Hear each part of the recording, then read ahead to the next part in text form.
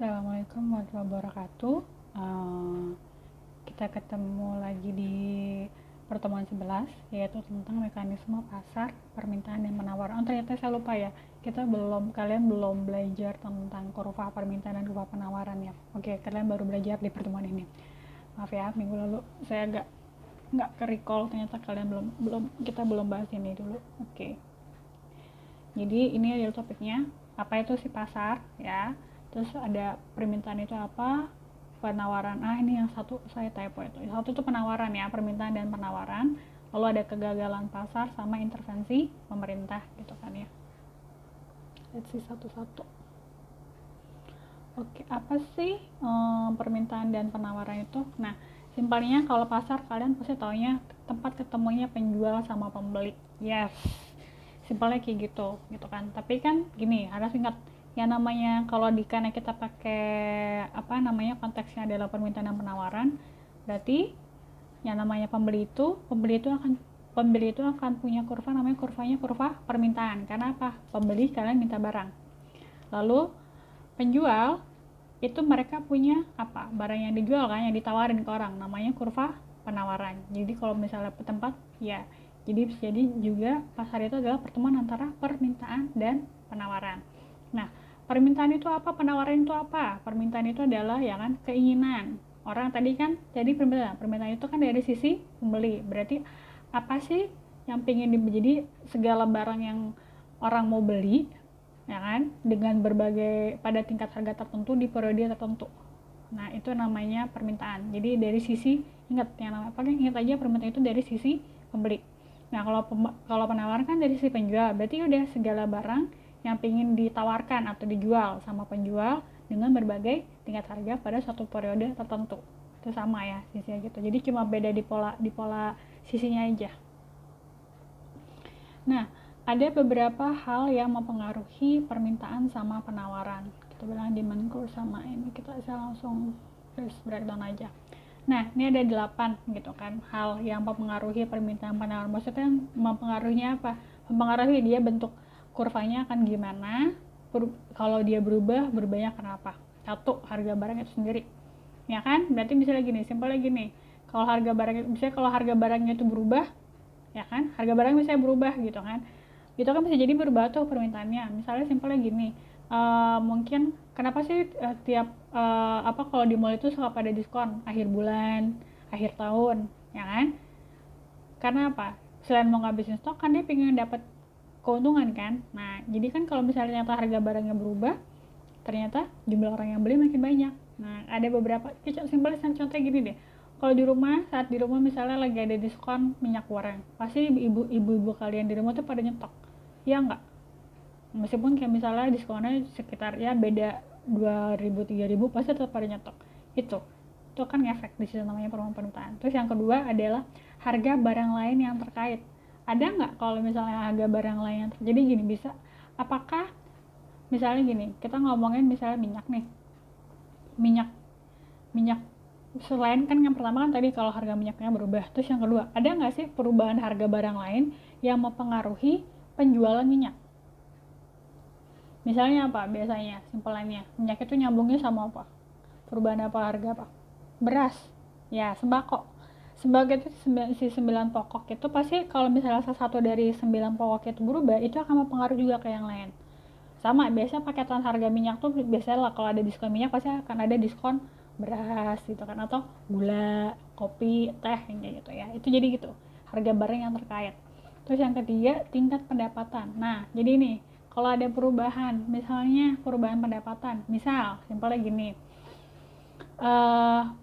pendapatannya berubah nih, kan kalian tetap nih beli minyak ya kan, tapi mungkin pada saat kalian pendapatannya berubah gitu kan, lebih baik, misalnya biasanya beli minyak curah, akhirnya jadi beli minyak yang bermerek, name it lah, Bimoli atau apa, Formica or apa, ya name it lah, minyak itu ya, pasti berubah, bikin tetap minyak, tapi jadinya minyak yang agak ada mereknya itu kan. Atau mungkin kalau pendapatannya lebih naik lagi, kalian mungkin nggak lagi tuh pakai minyak kelapa sawit, minyak kelapa atau olive oil ya kan, itu karena perubahan. Terus yang keempat kan jadi berubah juga tuh harga minyaknya. ya kan. Ya kalau harga minyak secara umum kan, mau minyak apapun itu kan harus minyak kan jatuh harganya kan. Nah terus yang keempat, perubahan selera atau kebiasaan, ya kan, ini juga kan bisa mempengaruhi permintaan. Misal kebiasaan perubahan selera gitu kan. Kan kalau sekarang kalian perhatikan kan lagi agak ngetren gaya hidup sehat ya. Nah berarti gaya hidup sehat tuh biasanya mereka apa, kurangin goreng-gorengan kan. Nah ya, kurangin gorengan ya kan, akhirnya apa, bisa kan nih. Berarti kan kalau kalau misalnya mengurangi makan gorengan, berarti kan bisa jadi konsumsi atau konsumsi minyak kalian tuh per bulannya berkurang. Misalnya biasanya karena suka banget tiap hari tiada hari tanpa gorengan gitu kan. Tapi karena kalian lagi diet gitu kan atau lagi hidup sehat, maka gorengannya berkurang gitu. Mungkin jadinya kalau di rumah itu karena sekeluarga pada hidup sehat semua, tadinya misalnya beli minyak 2 liter itu cuma kepake seminggu, akhirnya karena lagi pada hidup sehat 2 liter bisa kepake 2 minggu. Nah, contohnya kayak gitu ya. Berarti kan berkurang tuh kan ya si minyaknya. Kita masih ngomongin minyak aja di sini satu temanya. Terus misalnya yang kelima, jumlah penduduk. Ya, sebetulnya sama, makin banyak orangnya, maka makin banyak barang yang pasti makin banyak orang yang pengen beli barang itu, ya kan? Misalnya kayak gitu. Terus perkiraan harga di masa depan. Nah, ini biasa standar nih. Kalau misalnya kira-kira ke depan mau naik, pasti pada nyetok.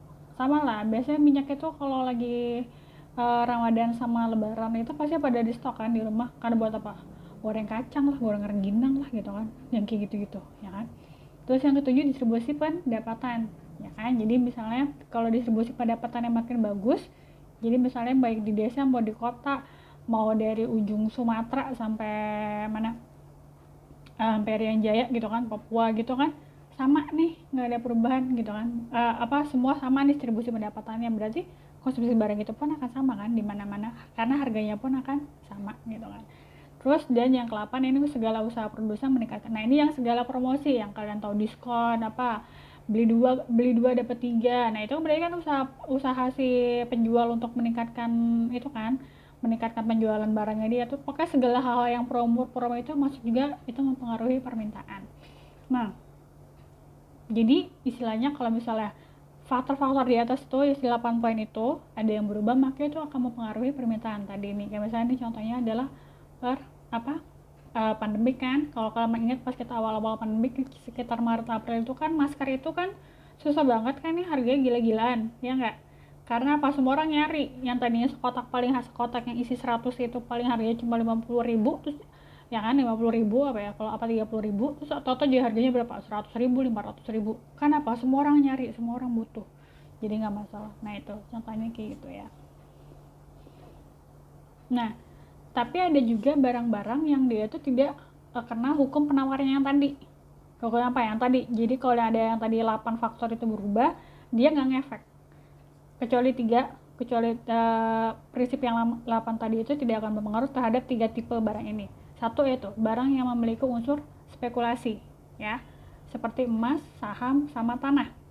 Ini nggak ngefek, ya kan? Justru kenapa? Pernah nggak kalian dengar tanah itu harganya turun? Pernah nggak penjual tanah itu bikin diskon? Nggak kan?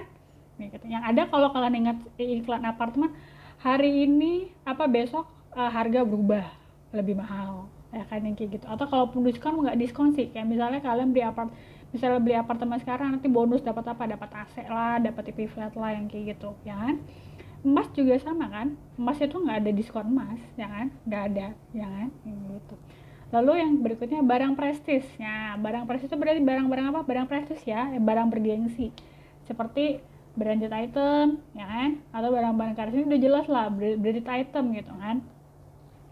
Simpelannya apa? Branded item, name it lah. Oh ya, kemarin kan sempat heboh tuh kan ya, brand-brandnya Perancis di ban kan, sama negara, terutama negara Arab ya dan sekitarnya, dan kita pun negara muslim juga ikutan ngeband karena itu ngefek nggak?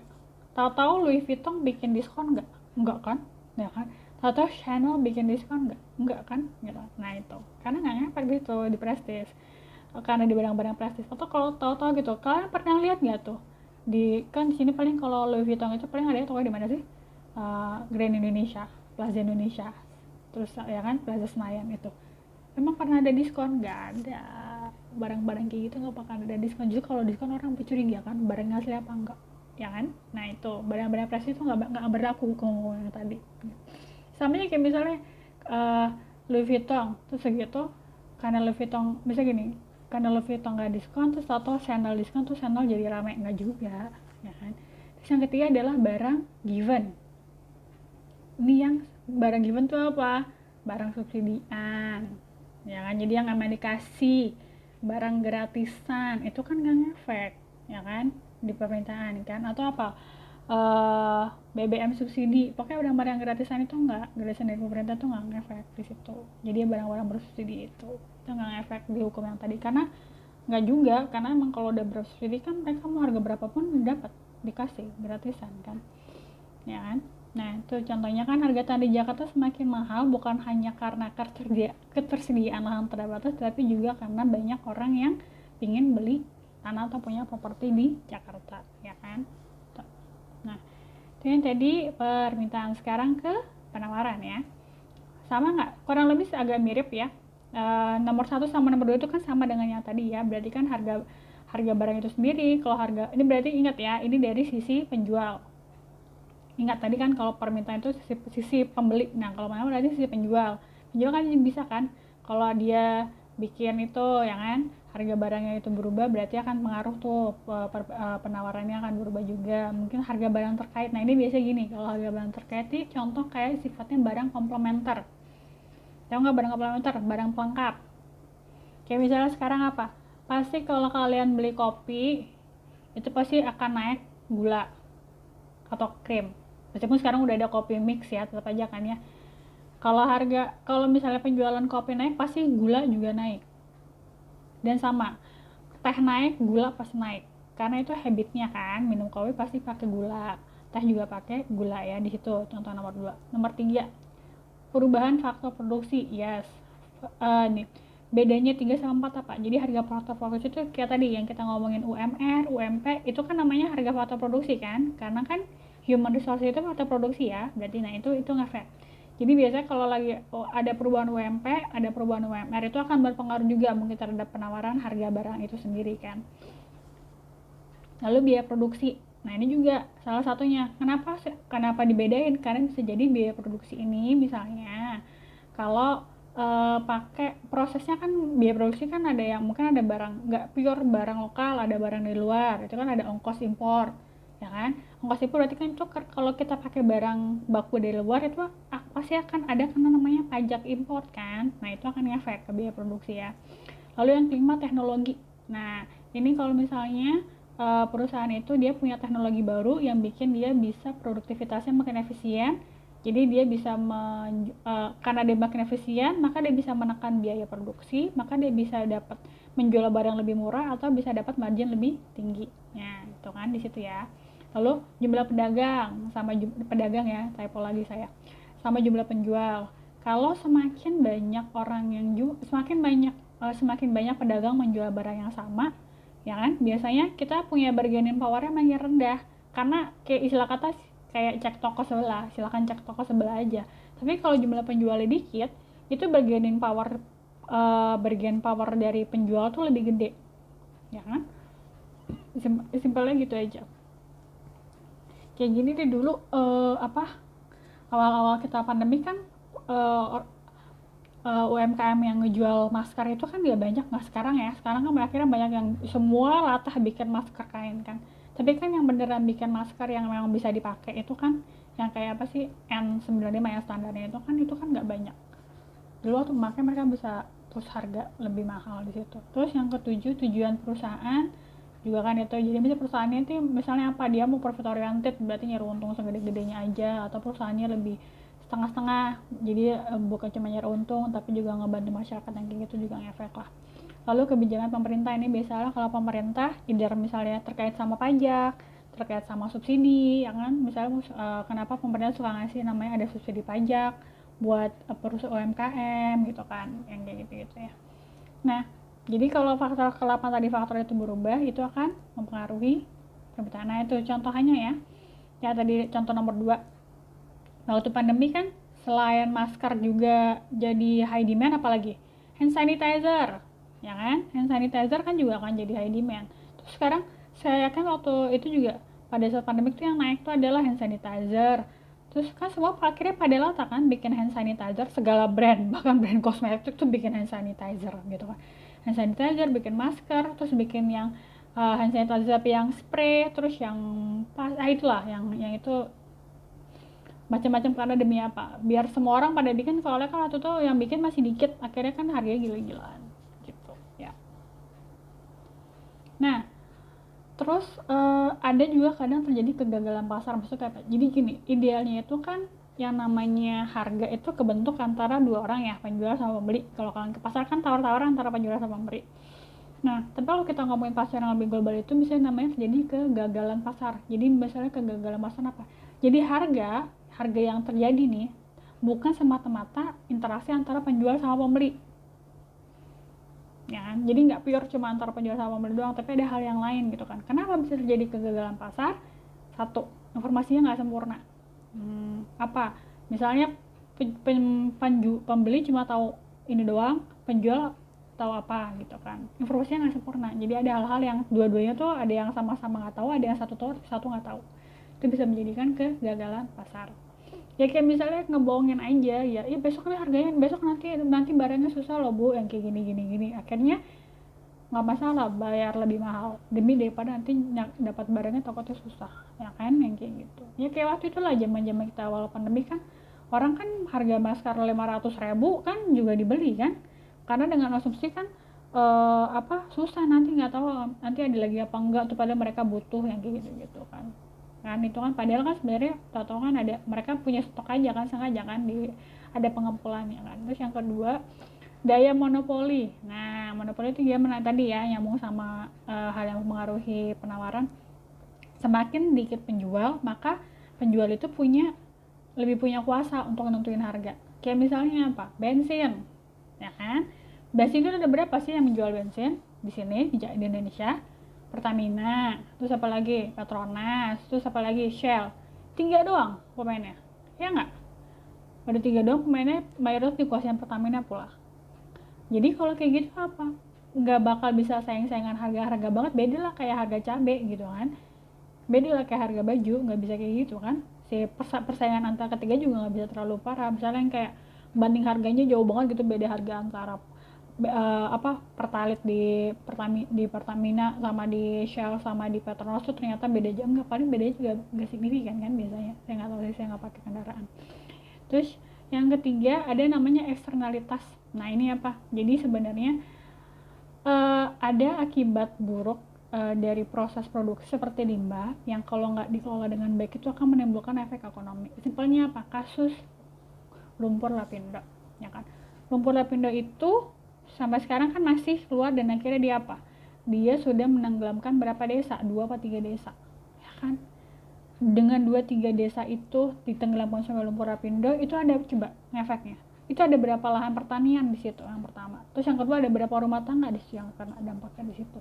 Itu kan kegagalan pasar kan jadinya nyiptainnya di situ. Itu eksternal contohnya kayak gitu. Atau kayak misalnya sampah lah, kalau pengolahan sampahnya nggak bagus, kayak di Bantar Gebang gitu, pengolahan sampahnya kan nyumpuk doang kan. Kalau kita nggak bisa kelola bagus, nanti lama-lama di Jakarta ketutup sampah doang, tuh jadinya gimana, ya kan?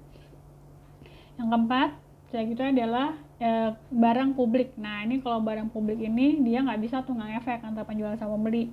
Contoh, jadi emang barang yang disediain sama pemerintah seperti ruang publik, tong sampah, Transjakarta. Transjakarta kan kalian pergi kemanapun bayarnya cuma berapa? 3.500 kan kalau yang pernah naik Transjakarta.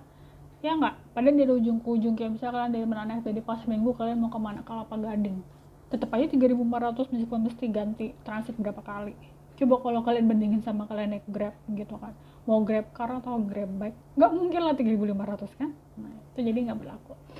Lalu yang kelima adalah barang altruism. Apa sih barang altruism?